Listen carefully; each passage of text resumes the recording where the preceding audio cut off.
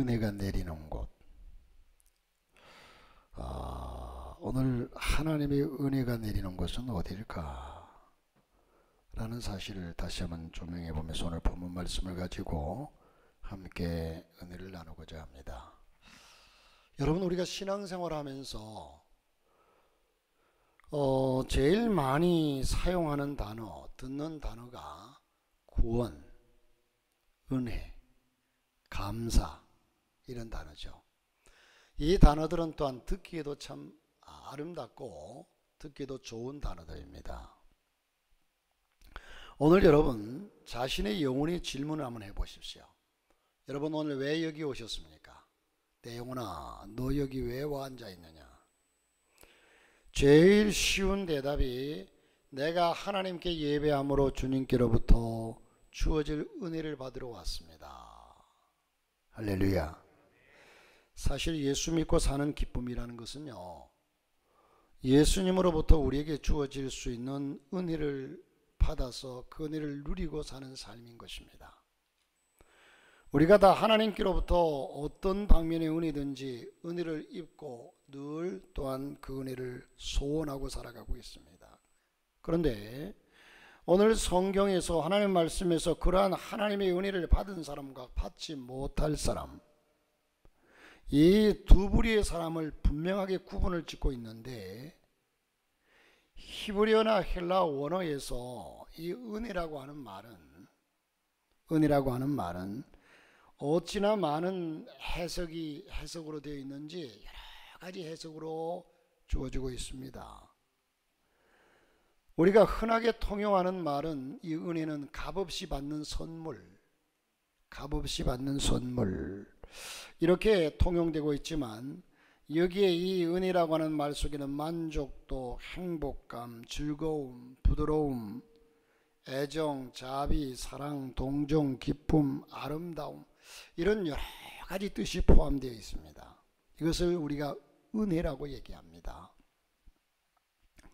그러면 우리가 한번 구체적으로 우리 신앙생활에서 경험할 수 있는 것들을 생각해 보면, 여러분이 오늘 교회에 오셔서 하나님의 말씀을 들을 때에 마음에 감동이 되었다고 합시다. 참 목사님의 그 말씀이 마음에 와 닿았어. 마음에 감동이 되었어. 이게 뭐죠? 은혜를 받은 겁니다. 아멘. 혹은 우리 몸에 질병이 찾아왔는데 하나님께 기도하고 했더니 회복이 되었습니다. 아니, 어떻게 그렇게 건강하게 되셨어요? 하나님의 은혜입니다.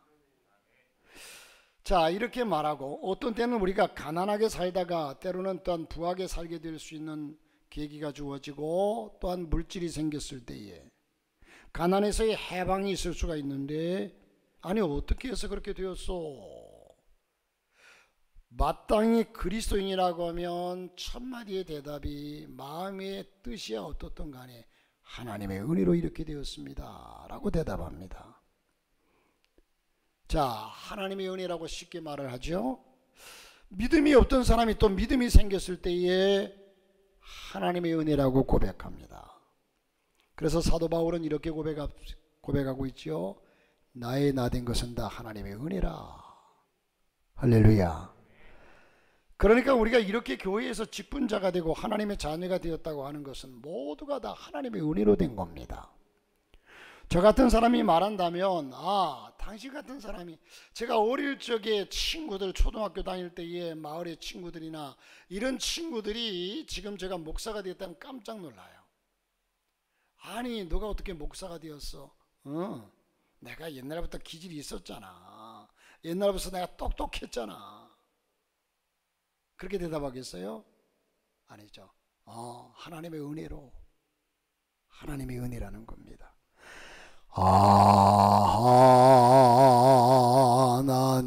하나님의 은혜로 있을 데 없는 자 왜 구속하여 주는지 난 알 수 없도다. 하나님의 은혜로 된 것입니다. 교회가 건축되어졌을 때에도 하나님의 은혜요. 교회가 부흥되었을 때에도 하나님의 은혜로 부흥되었습니다. 그래서 은혜 아니면 안 되죠. 그런데 이 은혜는요, 중요한 의미를 우리가 생각해야만 우리가 은혜를 은혜로 받아들일 수가 있습니다. 은혜를 은혜로 아는 자만이 그 은혜를 누릴 자격이 있고 더 큰 은혜를 받을 자격이 있습니다. 은혜는 좁은 면의 은혜와 넓은 면의 은혜를 우리는 생각해 볼 수가 있는데, 그러니까 무언가 지금 나쁜 상태에서 좋은 상태로 변화되는 것을 우리가 좁은 의미에서의 은혜라고 얘기할 수 있어요. 나쁜 상태에서 좋은 상태로 변화되는 상태를 좁은 의미에서의 은혜. 자, 어떤 때는 지금 내게 매우 좋은 것이 있어요. 그런데 이것이 오히려 나빠졌어요. 그러면 그것은 저주입니까? 이것은 넓은 의미의 은혜라고 생각할 수 있습니다. 이것은 육신적인 것은 나빠지고 영적인 좋은 것을 얻기 위해서 육신을 희생시키는 면이 있죠. 잘 살던 사람이 벼랑간 사업이 망해서 가난해졌습니다. 그러면 저주받은 건가요? 그 사람은 사업의 실패와 더불어서 신앙이 더 좋아질 수가 있습니다. 그러면 그의 사업 망함도 넓은 의미의 하나님의 은혜가 됩니다. 할렐루야. 미국에 이민 가가지고 사는 어느 젊은 30대 초반의 부인이 어린아이 한 명을 데리고 어느 목사님의 사무실에 찾아와서 한없이 울더랍니다. 목사님이 하시는 말씀이, 아니, 얘기를 하고 울어야 나도 같이 울지, 얘기도 안 하고 혼자 울면 어떡합니까? 어떻게 오셨습니까? 그랬더니 이렇게 얘기하더래요. 목사님, 남편이 지금 총을 맞고 병원에 입원해 있는데 그의 남편은 한 번도 교회를 나가지 않는 사람입니다. 그렇다고 내가 교회에 나가는 것을 반대하는 사람도 아닙니다. 내가 결혼하고 지금까지 가장 열심히 한 일이 있다면 남편을 하나님께로 인도하는 일이라고 생각을 해서 그렇게 많이 기도하고 온갖 서비스를 하면서 주일날이 되면 교회 가자고 전도했습니다. 그러면 남편은 나는 안 간다고 하면서도 헌금까지 주면서 아이들 데리고 갔다 오라고 이젠 얘기해서 영 전도가 되지 않았습니다. 그래서 그의 마음으로부터 포기하는 상태에 있었는데, 이번에 이런 사고를 만난 겁니다. 여러분, 미국에 보면 가끔씩 우리가 뉴스를 통해서 볼 수 있는 것은요, 미국에는 갱단같이 아주 나쁜 사람들이 있습니다. 차를 타고 지나가면서 길거리에 있는 사람을 무조건 그냥 자기와 안면 일면식도 없는데 총을 쏘며 지나가는 그런 사람들이 있어요. 이 젊은 친구는 이민 가서 열심히 노력해서 자기 가게를 하나 내놓고 그날 아침도 새벽에 일찍 가서 자기 가게 앞을 깨끗하게 정리하고 있는데 이런 사람들이 지나가다가 총을 쏴서 하필이면 척추를 맞았습니다. 이 사람이 이제 끝난 겁니다. 죽지는 않았지만 병원의 진단이 뭐냐? 당신은 평생 일어나지 못할 겁니다. 평생 휠체어를 타고 살아야 됩니다. 치료는 끝났습니다. 이제 퇴원하십시오. 하루아침에 젊은 30대 초반이 이런 진단을 받았으니 생각해 보세요, 여러분. 앞으로의 꿈도 창창하고 어떻게 살아갈 것이라는 그런 야망도 창창했는데 어떻게 하루아침에 꼬꾸라져서 꼼짝 못하는 신세가 되어서 이젠 그것도 어느 기간만이 아니라 일평생 꼼짝할 수 없다고 생각하니 기가 막힙니다. 이 사람이 그때서야 목사님을 한 번만 만나게 해달라면서 평생 처음으로 목사를 만나자고 하더랍니다. 그래서 이 부인이 목사님을 찾아온 겁니다. 그래서 목사님은 몇 분과 함께 급히 신방을 갔어요. 갔더니 이 사람이 침대에 누워서 한없이 울면서, 목사님, 제 아내가 그렇게 교회를 가자고 해도 내가 안 간 사람입니다. 그러나 지금은 하나님의 도움이 필요합니다. 도와주세요. 의사도 이젠 끝났다고 합니다. 누가 나를 돕겠습니까? 하나님밖에 없어요. 도와주세요. 애원하는 겁니다. 그래서 목사님, 그래요, 도와줄게요. 도와줄 수 있어요. 당신의 영혼을 구원할 수 있어요. 내 말을 잘 들으세요. 예, 목사님 듣겠습니다. 목사님 하라는 대로 하겠습니다. 그런데 내 한 가지 소원이 있어요. 지금 내 진단이 평생 일어나지 못한다고 했는데 의사의 소견이 그러한데 일어나서 한 다리 하나만 쓸 수 있으면 그래도 제가 목발을 짚고라도 교회에 나갈 수 있으니까 하나만이라도 쓸 수 있게 해주세요. 그러자 이 목사님이 그렇게 해주는 건 내가 할 수 없는 일이고 의학의 판단이고 하나님이십니다. 그런데 의학의 판단은 끝났지 않았습니까? 하나님의 세계에서는 기적적인 은혜라는 것이 수없이 많습니다. 그러니까 한번 그것을 기대하고 당신도 나도 또 우리 주변 모든 분들도 열심히 함께 기도합시다. 약속하겠습니다, 목사님. 그리고 그는 병원에서 나가라고 해서 나왔습니다. 6개월 동안 누워서 대소변 받아내면서 6개월 만에 6개월이 되던 그때에 양쪽에 목발을 짚고 일어나서 화장실을 가는데 성공했습니다. 또 6개월이 지나니까 목발 2개 짚는 것 가운데 하나를 버리고 하나만 짚고 일어설 수 있게 됐어요. 또 6개월이 지나니까 목발 버리고 지팡이 하나만 짚고 간신히 지팡이 의지해서 바깥 출입할 수 있었어요. 또 6개월쯤 지나니까 그것마저 버렸습니다. 혼자 걸을 수 있게 됐어요. 그 다음에 한 2년 반 이상 지나니까 완전히 회복이 되었어요. 뭐 이제는 자기 차를 타고서 교회를 올 수 있는 이런 상황까지 되었습니다. 그때 목사님은 이 남편을 향해서 당신 나하고 약속했지. 한 발만 쓸 수 있게 되면 평생 하나님께 충성한다고. 그러니까 그거 평생 잊지 말고 하나님 앞에서 헌신하며 사세요. 그럼요. 그렇게 하고 말고요. 그분이 교회 제일 일찍 나온답니다. 새벽 1부 예배부터 나와서 아주 열심히 봉사합니다. 여러분, 이 사람이 지금 결론을 보니까 결론은 하나님의 은혜라고 생각하지만 그가 총에 맞는 것은 은혜가 아니었습니까? 저주였습니까? 총에 안 맞았더라면 이 사람이 변화될 수 있었을까요? 자, 여러분, 이런 면에서 그 사람에게 하나님의 은혜의 면에서 보면 영원히 구원받지 못할 사람인데 총 맞는 고난을 통해서 영혼도 육신도 구원받았으니까 총 맞은 것이 넓은 의미에서는 하나님의 은혜입니다. 할렐루야. 하나님의 자녀는 하나님의 은혜가 곧 행복입니다. 은혜를 떠나서는 살 수 없습니다. 물고기가 물을 떠나서 살 수 없는 것처럼 우리가 하나님의 은혜를 떠나서는 살 수가 없습니다. 그런데 그렇게 중요한 하나님의 은혜를 누가 받으며 누가 받지 못하는가? 오늘 말씀이 이렇게 나와 있습니다. 하나님이 교만한 자를 대적하시되 겸손한 자들에게 은혜를 주시느니라. 딱 2가지예요. 간단합니다. 교만한 자는 대적하시고 겸손한 자는 은혜를 주신다. 할렐루야.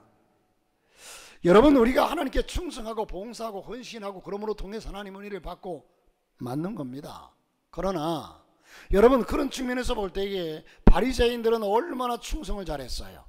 헌금도 잘하고 예배도 잘 드리고 안식일도 잘 지키고 구제도 많이 하고 뭘 못했죠? 너무너무 잘했어요. 그러나 바리새인들은 교만하고 겸손하지 못했어요. 여러분, 우리가 설사 하나님 앞에서 부족함이 많은 사람이라도 겸손하면 은혜를 받습니다. 모든 것이 다 주어져도 거기에 전제되는 것이 이 겸손입니다. 겸손해야만이 됩니다. 그러나 반면에 세리들은, 여러분, 가슴을 세리들은요, 당시의 세리들은 그 가난한 사람들의 것을 도색하고 정부에서 세금을 예를 들어서 쌀 1마를 거둬들여라 그러면 쌀 1말 반을 받아요. 세금이랍시고. 그러면 1말은 상납하고 반말은 자기가 먹고 이러면서, 그래서 죄인의 대명사가 세리였습니다. 그런데 가슴을 치면서 회개하는 세리는 주님이 기뻐하셨습니다. 자, 여러분, 교만한 자는 대적한다고 그랬어요. 대적이란 말은요, 전쟁이란 말입니다. 하나님이 전쟁을 치르겠다는 거예요. 교만한 자를 향해서 전쟁을 하신다는 말씀입니다. 그러니까 하나님하고 전쟁할 사람은 교만해도 됩니다. 제가 목회하면서 지금까지 깨달은 것이 하나님이 가장 싫어하는 것 두 가지가 있어요. 첫째는요, 하나님이 진노하시고 진노하실 만큼 미워하시는 것이 우상숭배입니다. 우상숭배. 아주 무서운 거예요. 또 한 가지가 있다면요, 교만입니다. 하나님은 교만한 자를 절대로 용납하지 않습니다. 그의 공로가 어떠하든 간에 교만한 자는 절대로 용납하지 않습니다. 하나님이 참지 아니하시고 진노하시는 이 죄가 바로 우상숭배와 교만입니다. 그러니까 우리 신앙생활의 생명과도 같은 것은 겸손이고, 미덕 정도가 아니라, 겸손은 신앙의 미덕이다. 미덕 정도가 아니라 겸손은 우리 신앙의 생명입니다. 생명줄입니다. 그러나 교만은 독약과 같은 겁니다. 독약과 같은. 제가 그런 얘기를 가끔씩 하잖아요. 이래서 나병 환자는 불치병이라고 이제 전해져 있는데, 이 나병 환자가 이제 먹으면 한 모금만 딱 마시면 그 병균을 싹 소멸시키는 약이 발견됐어요. 그 한 모금만 딱 마시면 그 사람 몸속에 있는 병균이 싹 소멸됩니다. 그런데 문제가 생겼어요. 병균은 싹 소멸되는데 사람은 살리고 병균은 죽여야 되는데 사람까지 죽어버려요. 그러면 이 약이 무슨 효과가, 무슨 의미가 있습니까? 병균을 싹 소멸한다니까 너무 좋아하지만, 우리가 하나님께 충성하고 봉사하고 팍 잘한다고 해도 교만해버리면 아무것도 안 해요. 교만해버리면 아무것도 아닙니다. 그냥 죽는 거예요. 사랑하는 성도 여러분, 그러면 교만한 사람과 겸손한 사람이 어떻게 나타나느냐? 교만한 사람은요, 작은 일을 안 하려고 합니다. 큰 일, 자기 이름이 나타날 일. 그러나 겸손한 사람은 아무리 작아도 하나님의 일이라고 생각하면서 잘합니다. 겸손한 사람은 자기보다 남을 낮게 여기는 마음을 갖습니다. 나보다 남을 낮게 여기며. 그런데 교만, 제가 가끔씩, 저는 너무 머릿속에 깊이 새겨져 있기 때문에 이런 설교만 하면 그 생각이 딱 머리에 떠올라요. 그래서 이 목사님들이 사실 충격적으로 깨달은 그 예화나 이런 것들은요, 설교하다가 그냥 그 몇 번씩 그 예화를 쓰잖아요. 그것은 내가 그만큼 깊이 있게 내 머릿속에 새겨졌다는 얘기예요. 아니면 그냥 한번 하고 잊어버렸지만, 목기타 세미나를 갔는데 어떤 허름한 옷을 입고, 나이가 지금 그때만 해도 제가 40대 초반이니까 젊은 사람이었죠. 저도 젊었을 때는요, 머리도 새까맸고요, 콧날도 오똑했고요, 아주 멋쟁이였어요. 이게 교만인지는, 이것도 교만인가? 제 서재실에 가면 지금 사진이 안 걸려 있구나. 제 사진을요, 신학교 졸업할 때부터, 신학교 졸업할 때, 대학원 졸업할 때, 연신원 졸업할 때, 이쪽 그 사진들을 보면 너무 많이 변했어요. 근데 신학교 때 졸업할 때 보면요, 아주 그때 제 몸무게가 지금, 그때 몸무게가요 50kg도 안 나갔어요. 얼마나 날씬하고 얼마나 잘생겼는지 몰라요. 그런데 목기사 세미나를 갔는데, 저 옷도 좀 허름하게 잠바떼기 걸치고 머리도 좀 희끗희끗한 분이, 좀 나이도 드신 분이 제 자리 옆에 와서 앉아가지고 세미나를 듣는데, 제 마음속으로 혼자, 제 양반은 저 시골 구석에서 골짜기에서도 목회하다가 세미나 안 되니까 이렇게 찾아왔나 보다. 뭐죠? 교만이죠. 무시했어요. 그래서 그렇게 생각하고서 이제 나도 열심히 이제 강의를 듣다가, 내가 그것을 후리노트, 이제는 그 강의 안을 그냥 내가 받아 적는 거죠. 읽어주는 것도 아니고 써주는 것도 아니고 그냥 내가 중요한 것만 후리노트 하는데, 그러다가 하나 딱 빠뜨렸어요. 뭐라고 그랬지? 이거 써야 되는데 하고 이어폰을 살짝 쳐다보니까, 이야, 이분은 다 영어로 받아 쓰고 있어요. 후리노트를 영어로 하고 있어요.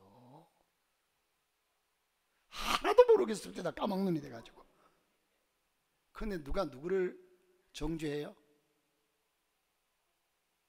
나 그때 마음에 충격을 받고요, 내 자신을 향해서, 이놈아, 세상에 너무 부끄러웠어요. 정말 내 양심이. 여러분, 사람은 그렇게 판단할 수 없지만 어쨌든 나보다 남을 낮게 여겨야 합니다. 할렐루야. 나보다 남을 낫게 여겨라. 자, 교만한 사람은 남의 약점이나 인격에 흠집내기를 좋아합니다. 어쩌다 무슨 나쁜 소문을 들으면 그것을 선전하느라고 야단입니다. 겸손한 사람은 그런 남의 흠이 새어나지 않도록 감싸주고, 나는 그런 사람이 없나 돌아봅니다. 그런 일이 없나? 나에게는 그런 일이 없는가? 교만한 사람은 분수에 맞지 않는 삶을 살아갑니다. 분수에 맞지 않는 감투를 좋아하고, 분수에 맞지 않는 자리를 앉기를 좋아하고, 분수에 맞지 않는 물질 생활을 즐기기를 좋아하고, 유명해지는 것에 너무 신경을 쓰고 자기 자신 나타나기를 좋아합니다. 그러면 사람들이 자기가 원하는 대로 그렇게 봐줄 줄 알지만 천만에요. 참 사람들이 어리석어요. 내가 조금 어리숙하게 생활하면 사람들이 나를 무시할 것 같죠? 아닙니다. 이렇게 살아가는 사람을, 야, 저 양반 참 묵직하고 참 인격이 됐다, 이렇게 보죠. 스스로 잘난 체하고 폼 잡고 거들먹거리는 사람을 자기 생각에는 그래 내가 이만하면 됐지 하고 사람들이 다 그렇게 봐줄 것 같지만, 아이고 빈 깡통이 요란하다고, 어떻게 가진 것도 뭣도 없는 놈이 저렇게 이렇게 욕하고 있어요. 뒤에서. 속지 마십시오. 자, 겸손한 사람 분수에 맞게 살아간다고 했습니다. 허영이나 허세를 버리고 소시민적인 생활을 즐기면서 주어진 일에 충실하고 생활 철학이 낮은 수준에서 즐거움을 찾을 수 있는 능력이 있습니다. 성경에 교만했던 사람과 겸손했던 사람에게 어떤 결과가 나타났습니까? 바벨탑을 쌓았던 의미가 뭡니까? 하나님을 대적하려고 쌓았어요. 하나님을 대항해 쌓아버리는 인간 교만을 하나님이 그들을 파멸시켰습니다. 하나님을 대적하는 사람들을 우리가 감히 하나님을 이길 수 있습니까? 교만이라는 것은요, 여러분, 마귀 사탄이 지금 교만하다가 이젠 사탄이 하나님의 저주를 받아서 사탄이 되었습니다. 루시엘이 루시퍼가 되었어요. 교만은 패망의 선봉입니다. 넘어짐의 앞잡이입니다. 아브라함과 조카 롯의 경우를 보면 아브라함이 롯을 아들같이 키웠잖아요. 아브라함이 롯을 아들같이 키웠어요. 이제는 성장해서 분가할 만큼 성장했는데 다소 생업의 관할권이 그들에게 문제가 되었습니다. 아브라함은 겸손하게 조카 롯에게 양보합니다. 내가 좌하면 나는 우하고 네가 우하면, 이 말은 무슨 말이야? 내가 좋은 땅 택하면 나는 척박한 땅 택하고 네가 척박한 땅 택하면 내가, 이 얘기는요, 이 얘기는 아브라함이 그렇게 얘기하면 네가 더 좋은 땅 택해라, 이런 이 얘기잖아요. 네가 더 좋은 곳을 가져라, 이런 얘기예요. 참 아브라함의 겸손이죠. 자, 아브라함의 조카를 향한 사랑입니다. 그러면 이 사랑에 대한 보답, 이 삼촌이 제시하는 그 사랑과 그 모든 배려에 대한 응답이 어때야 되겠습니까? 삼촌 아니에요. 제가 저쪽 척박한 땅을 가질게요. 마땅히 그래야 되지 않겠습니까? 자, 어린 나를 데리고 오셔서 이 사막에서 이만큼 키워주셨는데 나는 나이가 젊었으니 뭐든지 할 수 있습니다. 삼촌께서 좋은 땅을 차지하시고 나는 사막으로 가겠습니다. 이렇게 돼야 마땅하지 않겠습니까? 늙은 삼촌을 사막으로 내어쫓고 좋은 땅을 자기가 차지해버렸습니다. 하나님은 어떻게 하셨습니까? 겸손한 아브라함은 열국의 아비 믿음의 조상을 삼으시고 롯은 대적하셔서 전쟁하셨습니다. 그래서 롯이 차지한 좋은 땅이 어떻게, 그 좋은 땅, 그때 물된 동산과 같다고 그랬어요. 얼마나 아름답고 좋은지. 그런데 그 땅이 여러분 어디입니까? 소돔 고모라. 이 소돔 고모라는 영원한 심판의 대명사가 되어버렸어요. 철저하게 하늘의 유황불로 멸해버렸습니다. 저주를 받고 저들은 저주를 내버리고 롯의 아내는 소금 기둥이 되고 나중에는 두 딸과, 그가 이젠 두 딸과 동침해서 번식해서 모압 족속과 암몬 족속이 생기는 부끄러운 조상이 되었습니다. 그래서 모압 족속과 암몬 족속은 지금도 조상들을 얘기하지 않습니다. 그들의 조상이 이 롯과 두 딸이거든요. 여러분, 저들이 선택한 그 소돔과 고모라가 물된 동산 같은 그곳에서 잘 살아야 되지 않겠습니까? 자기들의 뜻대로 보면은 참으로 자기들은 성공할 것 같았어요. 여러분, 우리의 생각대로 되어지지 않습니다. 저와 여러분이 내가 보기에는 이렇게 잘 될 것 같지만 그 길을 선택하지 말고 하나님께서 어떤 것을 기뻐하실까를 생각하고 나아가면 그것이 성공의 길이고 하나님이 축복하시는 길일 줄로 믿습니다. 할렐루야. 이게 쉽지가 않아요. 왜? 육을 가진 우리의 눈에 먼저 보이는 것이 있어서 우리의 보이지 않는 하나님을 향한 믿음보다도 눈에 보이는 것이 우선이 되다 보니까, 그래서 넓은 길로 가지 말라고 합니다. 좁은 길로 가라고 합니다. 여러분, 제가 아침인가 어제 저녁에 집사람한테 그런 얘기를 했어요. 참 세상의 순리가 이상하다. 그 나는 자연이다 그 프로를 잠깐 보면서 그분이 막 이만한 그 역기를 들고서 이리 들었다 나왔다 숨을 헛헛거리면서, 제가 처음엔 아니 저 양반 가만 좀 너 앉아 있어도 되는데 왜 스스로 자기 몸을 저렇게 괴롭히지? 왜 자기 몸을 저렇게 괴롭히지? 그래서 위로 들었다 내렸다가 그러면서 허리야 뭐 하면서 이렇게 하는데, 가만 보면서 자기 몸을 왜 괴롭히지? 왜 괴롭히죠? 여러분, 그 시원한 나무 밑에 앉아가지고 그냥 누워있든지 앉아서 뭐 얼마나 편해요. 누가 그거 들라고 그랬어요. 그거 돈벌이가 돼요. 아무것도 아닌데 왜 그렇게 괴롭혀요 자기 몸을? 이 자기 몸을 괴롭히는 것이 자기에게 유익입니까 손해입니까?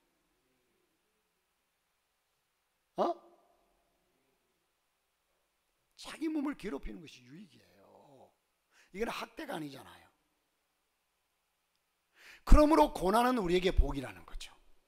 거기서 진리를, 그래서 우리 인간에게 고난은 복이다. 나를 편하게, 저도 운동을 좀 해야 되겠는데, 여러분 저를 보면 한심하죠? 배는 자꾸 갈수록 그냥 이 출산이 안 되네. 출산을 빨리 해야 되겠네. 출산이 안 돼. 제가 굳이 변명을 하자면 제 척추가 덩어리부터 밑에까지 거의 붙었어요. 이게 뭐가 잘못돼가지고, 그러다 보니까 제 키가 적어도 5cm 이상 줄어들었어요. 제가 팔은 길어요. 여기만 짧아요. 이러니까 옛날 동남보건대학 가서 다닐 때 학생들이 저를 보고 목사님은 오랑우탄 같아요. 팔만 길대. 다리도 길어요. 다리는 쫙 빠졌어요. 근데 여기가 좁아요. 이게 좁으니까 원래 배가 이 변명이 아니라 배가 많이 나왔어요. 그런데 이게 좁으니까 배가 더 나오죠. 어쨌든 여러분, 이걸 좀 빼야 되겠는데, 운동해야 되겠는데 그게 참 쉽지 않아요. 집사람은 저녁에 되면 밖에 나가서 나 아파트 한번 돌고 올게, 쓰레기 봉지 가서 버리고 쭉 돌고 오면 나도 따라가야 되는데 마음은 수백 번 꼴백 번 그러면서 어쩌다 용기 내가지고 나하고 같이 가 이러면서 한번 따라갔다 오면 색색거리면서 갔다 오니까 너무 힘들어. 나를 괴롭혀야 돼요. 이게 진리예요. 하나님도 나를 괴롭히는 것이요, 흔히 여러분 알잖아요. 모든 이치를 보세요. 양무리 속에 염소가 있어요. 양들이 풀을 많이 먹고 배가 불러가지고 이제 한쪽에 두 누워있으면요, 양은 이 소화기관이 약한 존재예요. 그래서 소화를 못 시켜요. 그래서 염소는 괜히 그 꼴이 보기 싫어 가가지고 막 들이받아요. 그러면 이놈이 이리 뛰고 저리 뛰고 피하고, 제가 그 이스라엘에 가가지고 염소 그 목자들을 봤어요. 목자들이 양을 몰고 쫙 오면 수백 마리를 몰고 오거든요. 그러면 거기 염소들이 중간중간 끼었어요. 그래서 그 목장에서 막 이리 받고 저리 받으면 이놈들이 이리 뛰고 저리 뛰고 그러면서 건강을 유지해요. 자, 여러분, 그러므로 이 고난이라는 것이 우리에겐 유익인데, 여러분 편한 것만 좋은 일이 아닙니다. 그리고 사울 왕은 교만의 사람이고 다윗은 겸손한 사람으로 나타납니다. 하나님이 사울 왕을 대적해서 몰락하게 하시고 다윗을 세워서 빛이 나게 하셨습니다. 여러분 상황으로 볼 때에, 여러분 지금 사울은 왕으로서 다윗을 죽이려고 군사를 들이고 쫓아다니는 이런 입장에서 누가 뭐래도 다윗은 몰락할 수밖에 없어요. 어느 순간에 시간 문제다. 어느 시간에 다윗에게 붙잡힐지 모르지만 시간 문제다. 그런데도 불구하고 다윗은 어떻게까지 했습니까? 그 왕이 자기를 죽이려고 쫓아다니는데도 이 다윗이 숨어 다니면서 사울을 죽일 수 있는 기회가 여러 번 왔습니다. 그 중에 대표적인 것이 굴 속에 숨어 있는데 그 굴 속에 깜깜한데 이 사울이 볼일 보러 들어왔어요. 그러면 그냥 뭐 신하들도 없고 끽소리 없이 살짝 가가지고 목을 쭉 조이면서 너 죽여버릴 수도 있어요. 그런데 그러지 않았어요. 그러면서 고백하는 고백이 뭡니까? 내가 어찌 하나님이 기름 부어준 세운 종을 내가 해할 수 있으랴. 자기가 풍전등화 죽을 수밖에 없는 처지에 놓였음에도 불구하고 그렇게 고백해요. 그러니까 이 말씀을 보면요, 여러분, 제가 목사라서 여러분에게 이런 얘기 한다고 그렇게 듣지 마시고, 여러분, 목사는 어쨌든 하나님이 세우셨어요. 하나님이 심판하실 거예요. 그래서 선생된 자가 심판이 많다고 그랬어요. 여러분들보다 목사 심판이 훨씬 클 거예요 아마. 그러나 여러분들이 목사를 대적하거나 심판할 권한은 없어요. 여러분들이 오히려, 여러분 한나를 보십시오. 한나를 보면 이 엘리 제사장이 한나가 얼마나 서럽습니까? 자식 하나 낳기 위해서 그렇게 와서 입술이 동하는 기도를 하면서 서러워서 하나님께 울면서 기도하는데, 제사장이라고 하는 제사장이 와가지고 어디서 술 처먹고 와가지고 교회 와서 기도한답시고 떠들어대느냐고. 이러니까 이 한나가 얼마나 마음이 상했겠어요. 아마 시험 들어서 저 같으면, 저가 목사로 저 같으면 그냥 갔을 거예요. 아이고, 네가 목사냐? 네가 제사장이냐? 양들의 아픔을, 슬픔을 이렇게도 모르고 이렇게 저주하다니. 가서. 그런데 아닙니다. 제사장님, 저는 술 먹은 것이 아니라 사정이 이래서 이렇게 하나님께 울면서 기도하고 있습니다. 이랬더니 그 엘리 제사장이, 그래, 네 기도가 응답되기를 원한다. 평안히 가거라. 이랬더니 여러분, 세상에 그렇게 저주했던 그 제사장의 얘기를 믿고 돌아갔더니 하나님께서 누굽니까? 사무엘을 주셨어요. 이게 신앙입니다. 이게 신앙입니다. 여러분, 그러니까 기독교인들은요, 원리 원칙 따지는 사람이 아니에요. 제발 원리 원칙 그렇게 따지지 마세요. 신앙은 그게 아니에요. 사랑입니다. 원리 원칙 속에는 사랑이 절대로 겸할 수가 없어요. 언제나 사랑은 허다한 죄를 덮느니라. 자, 어쨌든 여러분, 그래서 하나님께서 이 다윗에게 복을 주셨습니다. 여러분, 에스더스를 보게 되면 모르드게와 하만을 보죠. 하만이 교만해가지고 모르드게를 죽이려고 큰 장대 위에다가 올가미를 만들어 죽이려고 했다가 결국은 그 올가미에 자기 목이 매였어요. 우리는 성경에 수없이, 로마가 왜 멸망당한 줄 아십니까? 모든 길은 로마로 통한다고 그랬어요. 힘의 교만 때문입니다. 로마가 멸망하라고 누가 멸망하리라고 꿈이나 생각했습니까? 천만의 말씀이에요. 소련이 붕괴되었습니다. 저는 미국을 보면서도 이 미국이라는 나라가 교만하게 흔들리다는 망한다. 예? 많이 부가 있을 때 하나님의 은혜로 주어진 복을 모든 세계에 나누고 해야지 교만하면 망한다. 왜? 절대적인 비밀이 거기에 있기 때문에. 미국만이 아니라 누구든지 비밀이 거기에 있기 때문입니다. 신앙의 교만을 부리다가 심판을 받은 거죠. 여러분, 독재자 같은 독재자들은 하나같이 말로가 비참해집니다. 왜? 권세의 교만을 부렸기 때문에 그렇습니다. 지금까지 세계의 영화 산업의 역사 가운데 가장 많은 관객을 불러 모은 영화가 아마도 타이타닉일 겁니다. 떠다니는 물체 가운데 당시로 세계 제일이라고 자랑했고, 선장은 그 배가 출항하는 기자회견에서 선장이 이렇게 자랑삼아 한 말이 있습니다. 이 배는 얼마나 튼튼한지 하나님도 침몰시키지 못한다. 그 말은요, 이틀 만에 전 세계 해상사고 가운데 가장 큰 해상사고로 1500명 이상이 죽는 그런 해상사고로 변해버렸습니다. 교만은 패망의 선봉입니다. 예수님을 보십시오.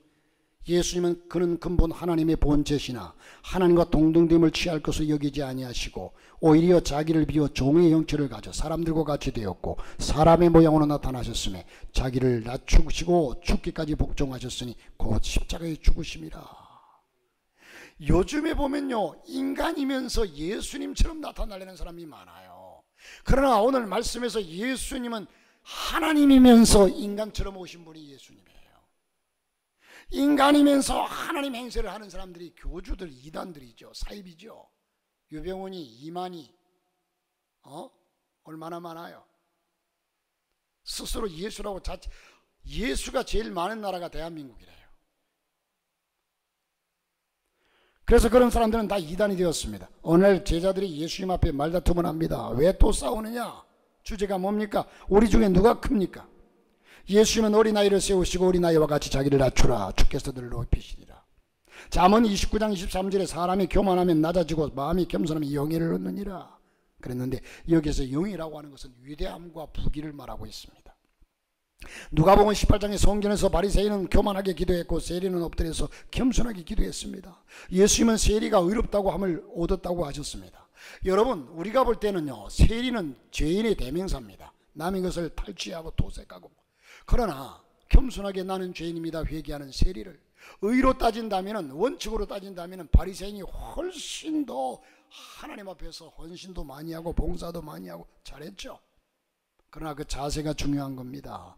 잠언서 22장 29절에 보니까 하나님은 겸손한 자를 구원하신다. 시편 10장 17절에 보니까 하나님은 겸손한 자의 기도를 들으신다. 시편 22편에 겸손한 자는 먹고 배부를 것이라. 시편 147편에 하나님은 겸손한 자를 붙드시겠다. 잠언서 11장에 겸손한 자에게 지혜가 올 것이다. 여러분이 겸손에 대한 그 보답과 이 결과가 나쁜 것이 하나도 없어요. 여러분, 미국을 탄생시킨 10명 중에 한 사람이라고 꼽는 사람이 있다면 벤자민 프랭클린이라고 하는 사람이에요. 벤자민 프랭클린. 그런 정치가입니다. 사업가요, 과학자요, 저술가로서 미국 건국에 절대적인 영향을 미친 사람 중에 한 사람이 벤자민 프랭클린이라고 하는 사람입니다. 그는 절대 잊어버릴 수 없는 젊은 시절의 사건 하나가 있었는데, 이 사건을 평생 자기의 철학으로 삼고 살아가서 그런 결국 아름다운 삶을 살아갔습니다. 자기는 부잣집에 살았습니다. 큰 집에 살았습니다. 그런데 어느 날 친구 집에 놀러 갔더니 친구 집은 오막살이 아주 좁은 집인데 들어가는 문도 낮고, 그런데 자기 집인 줄 알고 그냥 쑥 들어가다가 문지방에 머리를 그냥 들이받고만 쓰러져 기절했습니다. 한참 후에 깨어났을 때 그 친구의 아버지가 나직한 목소리로 이 프랭클린에게 이렇게 말했습니다. 너는 평생 머리를 숙이고 살아라. 이 얘기가 충격이 되었습니다. 그래서 평생 머리를 숙이고 살기로 작정을 하고 그는 일평생을 살아 겸손하게 살았다는 겁니다. 그래서 여러분, 미국을 가보시면, 저도 거기는 못 가봤습니다만 필라델피아에 역사적인 유적물이 있다고 합니다. 그런데 거기에 지금 그 도시에서 제일 높은 건물 제일 꼭대기에 이 프랭클린의 동상이 서 있다고 그래요. 동생이 서 있는 게 아니고 동상이 서 있다고 그래요. 한국말은 잘 들어야 되는데. 자, 그런데 그 도시의 법으로, 그 지자체의 법으로 이 도시에서는 벤자민보다 더 높은 건물은 건축하지 못한다, 이렇게 결정을 했다고 그래요. 매일 머리를 숙이고 살았던 그가 하나님은 전 세계를 지배하는 미국을 탄생시킨 대표적인 도시의 가장 높은 장소에 그를 세워놓고 국법으로 이 동상보다 더 높은 건물은 여기에 못 짓는다, 하나님이 그렇게 하신 겁니다. 하나님은 겸손한 자에게 은혜를 주신다고 약속하셨습니다. 이 말씀의 뜻은 우리 신앙생활과 삶의 과정에서 실천하면 이 하나님의 은혜는, 요즘 여러분 은혜를 굳이 비교하면 물에 비교합니다. 샘물과 같은 은혜. 그런데요, 이 물은 단 1mm라도 낮은 곳으로 흐르게 되어 있습니다. 물은 언제나 단 1mm라도 낮은 곳으로 흘러가게 되어 있어요. 하나님의 은혜는 겸손한 자에게 임합니다. 산골짜기로 올라가 보면요, 산 등성이에는 이슬이 별로 없어요. 바람이 부니까 다 날아가 버리고 말라버려요. 골짜기에 들어가면 벌써 금방 바지가 젖어요. 이슬이 촉촉히 와 있습니다. 사랑하는 성도 여러분, 우리가 하나님 앞에 겸손할 때 하나님의 은혜를 더욱더 누릴 수가 있습니다. 우리는 2000년대의 역사 가운데 가장 훌륭하게 살았던 사람을 손꼽으라 하면 사도 바울일 겁니다. 기독교의 역사, 2000년 역사 가운데 사도 바울은요, 디모데전서 1장 15절에 죄인 중에 나는 괴순이라, 에베소 3장 8절에 모든 성도 중에 지극히 작은 자, 더 작은 나에게, 고린도전서 15장 8절 9절에 만삭되지 못하여 난 자 같은 나는 사도 중에 지극히 작은 자. 그래서 하나님은 그를 지금까지 쓰셨습니다. 교만한 자를 물리치십니다. 겸손한 자에게 은혜를 주십니다. 그러면 어떻게 해야 하나님의 은혜가 내게 주어지겠느냐?